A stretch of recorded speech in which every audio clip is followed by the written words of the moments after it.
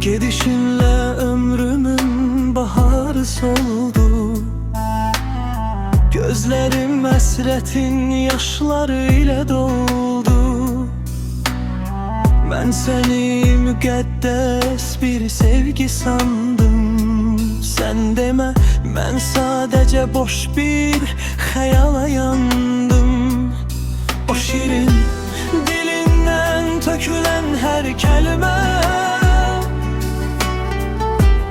indi bir zehər tek hopup kalbime. Sen beni bitirdin, sen beni yıktın. Özgenin elinden tutup karşıma çıktın. İndi ne geri dön ne de özür iste. Ruhum yaralıdır canım can iste.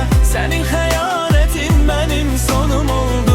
Vefasız bir eşkin kurbanı oldum. İndi ne geri dön ne de özür iste. Ruhum yaralıdır canım can iste.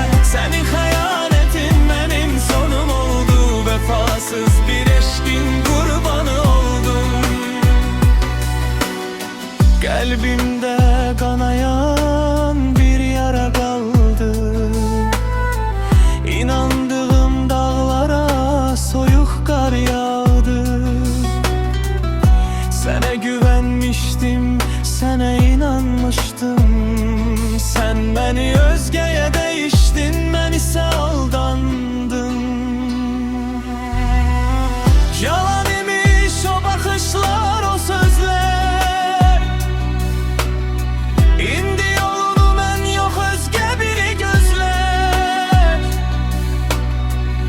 Vefasız bir eşkin kurbanı oldum. Ben senin elinle saraldım, soldum. İndi ne